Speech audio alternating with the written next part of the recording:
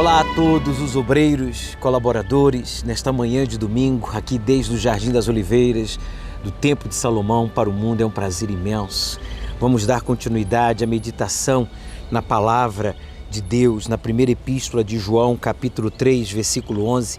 Mas antes de o fazê-lo, quero convidar ao bispo que está aí com vocês, o pastor, a esposa, o auxiliar de pastor, a fazermos uma oração por você, obreiro, você, colaborador, que nesta manhã de domingo foi humilhado, foi ameaçado, foi maltratado, talvez dentro da sua própria casa ou de caminho à igreja. Aconteceu uma situação, você que está aí, mesmo com dor, com mal-estar, mesmo enfrentando os piores momentos da sua vida, no sentido financeiro, pelas dificuldades, mas você está aí para ouvir a palavra de Deus, para servir a Deus, para ser o próprio sacrifício. Por favor, fique de pé, feche os seus olhos. Em o nome do Senhor Jesus, nós, teus servos aqui no Jardim das Oliveiras, estendemos os nossos braços em direção aos teus servos em todo o Brasil. Nesta manhã de domingo, coloque a tua mão sobre a cabeça desse teu servo e arranque essa dor, arranque esse mal-estar, esse cansaço, essa irritação, essa perturbação, essas palavras de morte que ele ouviu do próprio pai, do irmão, da mãe, do filho, do primo, de um familiar muito próximo, que caçou a da fé dele, que o ameaçou, que o humilhou, que o desprezou. Coloque a tua mão, meu Pai, pois o Senhor nos chamou. O Senhor nos chamou e nós nos escolhemos, dizendo: eis-me aqui, Senhor. Coloque a mão sobre o seu peito, faça uma pressão, que a dor, o mal-estar, o cansaço, agora saia! E que você tenha a sua mente aberta, o seu corpo fortalecido para absorver cada palavra, para absorver o espírito de cada palavra que será pronunciada e meditada nesta mensagem. Você que concorda, diga: fala, Deus, que eu quero ouvir e obedecer. Amém. Deus ouviu, hein? E respondeu. Conta pra gente a sua experiência já nesta oração. Bem, paramos no versículo 11 do capítulo 3 da primeira epístola de João, quando diz: porque esta é a mensagem que ouvistes desde o princípio, que nos amemos uns aos outros. O amor aqui não é o sentimento, não é ficar chamando o outro obreiro. Olha, meu obreiro, minha obreira. Olha, meu bispo, meu pastor. Não, esse amor aqui não é amor de palavras, de blá, blá, blá. Meu amigo, minha amiga, meu irmão. A gente não chama ninguém, não temos esse costume na Igreja Universal, porque, segundo a palavra de Deus, devemos chamar as pessoas pelo seu nome. Assim fazia o Senhor Jesus. E nós chamamos as pessoas pelo nome, né? Somos irmãos na fé. Somos irmãos pelo fato de sermos filhos do mesmo Pai, porque temos o mesmo Espírito. É isso que nós cremos e para isso trabalhamos e nos esmeramos para que aconteça com todo o povo que chega na Igreja Universal, desde a primeira pessoa, né, até a última, desde a pessoa mais jovem até a pessoa de maior idade.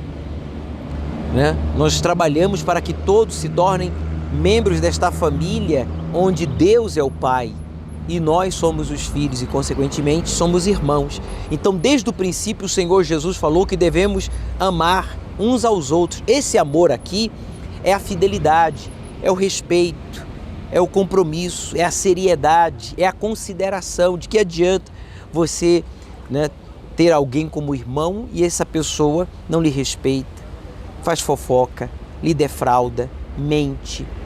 Essa pessoa tenta tirar proveito de você, essa pessoa não lhe considera. Isso não é irmão, isso não são atitudes de um irmão. O irmão, ele respeita, ele considera, ele valoriza. E é isso que ele está falando, que amemos uns aos outros, porque desde o princípio, esta foi a mensagem que você e eu ouvimos. Na Igreja Universal, somos um por todos e todos por um. Falamos todos uma mesma fé, uma mesma linguagem, como está escrito no livro de Atos dos Apóstolos, que os primeiros cristãos tinham uma só fé, um só espírito, um só coração. No versículo 12, ele diz assim, olha só: não como Caim. Quer dizer, tem gente que se diz irmão porque tem um título de obreiro, de colaborador, mas é como um Caim, é invejoso. É como Caim, está aqui, ó, não como Caim. que era do maligno. Então tem gente que se passa por irmão com o título de obreiro colaborador, mas é do maligno.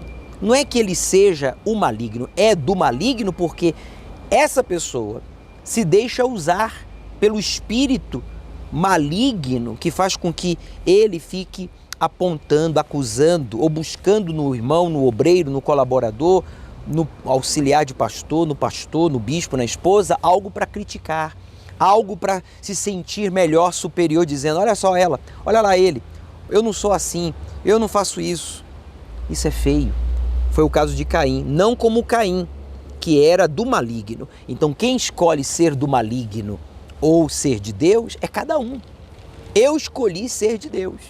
Como? Obedecendo a sua palavra, amando uns aos outros, ou amando ao próximo como a mim mesmo. Agora, se o meu próximo não quer me amar, eu já convivi com pessoas que não quiseram me amar, que eram do maligno, inclusive na própria obra e na Igreja Universal.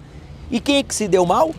Quem foi reprovado? Estas pessoas, que quando eu as confrontei, juntamente com a liderança, apontando os seus erros de caráter, porque anteriormente eu já havia falado com eles: olha, você está com problema, você precisa de ajuda, você tem que falar com o bispo, você tem que falar com o pastor, se você não fizer, eu farei, e o farei na sua frente, não é pelas suas costas não, mas antes de falar com o bispo eu estou falando com você, eu vi isso, eu ouvi isso e vejo que você precisa de ajuda. Ah, não é bem assim, você entendeu errado, você me interpretou mal. Não. Eu posso ser jovem, posso ser inexperiente, posso ter cara de bobinho, mas eu não sou fingido, dissimulado não sou carnal não. Eu ouvi e eu não vou ser cúmplice do seu pecado. E falei com a pessoa e fui falar com o bispo. E na hora justificou, tal. Em alguns casos até eu fiquei sendo visto como mal. Fui humilhado, fui injustiçado, mas guardei o meu coração, preservei a minha fé e ainda tentei ajudar o meu irmão, porque eu não fui como Caim. Eu não fui como Caim, que ficou com palavras, com insinuações, com críticas, com fofocas, falando pelas costas ou julgando ou condenando. Eu falei com a pessoa e depois fui falar com o que era devido. E hoje, infelizmente, essas pessoas nem na igreja estão, tristemente. Mas uma coisa é certa, eu dei testemunho para elas, que eu não fui Caim, eu fui Abel. Ainda que elas me sacrificassem, ainda que elas tornassem aquela situação contra mim, para tentar ocultar o seu erro de caráter, a sua falha de fé. Mas quem perdeu foram eles, que não valorizaram nem a sua própria salvação e nem a minha alma, mas eu os valorizei. Aí ele diz aqui, olha, não como Caim, que era do maligno e matou o seu irmão. Se tem um irmão tentando lhe matar com palavras, com atitudes, se tem alguém na obra ou na igreja tentando lhe matar, guarde o seu coração, guarde os seus olhos, guarde a sua mente, fale com ele, repreenda, instrua, exorte na palavra, se aceitar bem, se não, preserve você. A gente não pode controlar o que as pessoas pensam, o que as pessoas falam, o que as pessoas sentem, mas nós podemos decidir como agir em meio às críticas, acusações. Nós podemos sim decidir como vamos reagir em meio às tentações, tribulações.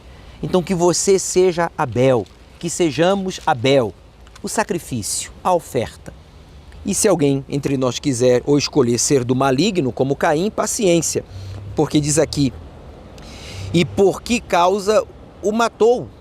Por que causa o matou? Qual foi a razão que Abel deu para Caim o matá-lo? Nenhuma.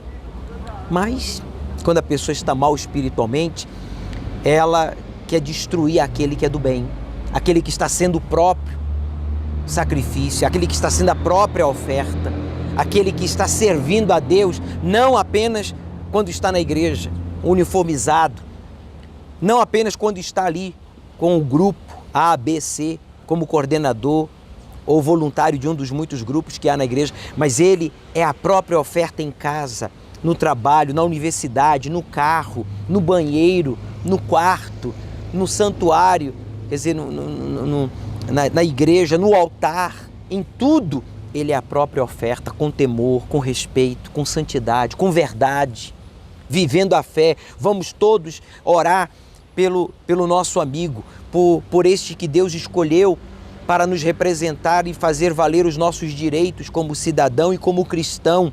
Amém, vamos. não está dividido, não está com opinião alheia, não está como um elemento estranho no corpo, não. É isso que ele está falando aqui, olha. E por que causa o matou? Porque as suas obras eram más e as de seu irmão justas. Tá vendo? Quando a gente faz o que é justo, quando a gente, obreiro, preste atenção, colaborador, ouça, quando nós fazemos o que é justo para Deus, quer dizer, quando a gente vive a fé, assume a fé, não apenas, repito, quando estamos na igreja uniformizados, mas em casa, no trabalho, na rua, na sociedade, na universidade, seja onde for. Então, as nossas obras, tá aqui, ó, justas incomodam aqueles que fazem obras más. Tá aqui, ó, obras más. Quer dizer, fazem o que é errado. Na igreja a gente fala A, lá fora ele fala B. Na igreja, na reunião, ele fala sim, lá fora, em casa, no trabalho, ele fala não. O que você acha que vai acontecer? O que você acha que vai acontecer com esse obreiro, com essa obreira? Fala para mim, por favor, o que você acha que vai acontecer com esse pastor, ou com esse auxiliar, com este colaborador? Ele vai cometer a injustiça de matar o irmão, como fez Caim a Abel. Mas Abel foi justificado e foi para Deus. Então, se você está sendo Caim, reconheça, obreiro. Obreira, reconheça, colaborador. Olhe para si, peça perdão a quem é devido, fale com o seu pastor, mas não tente matar aqueles que têm sido o próprio sacrifício, que querem ser o próprio sacrifício, como Abel, que as suas obras eram justas. Meus irmãos, ele conclui, não vos maravilheis se o mundo vos odeia. Então, ser odiado pelo mundo a gente entende.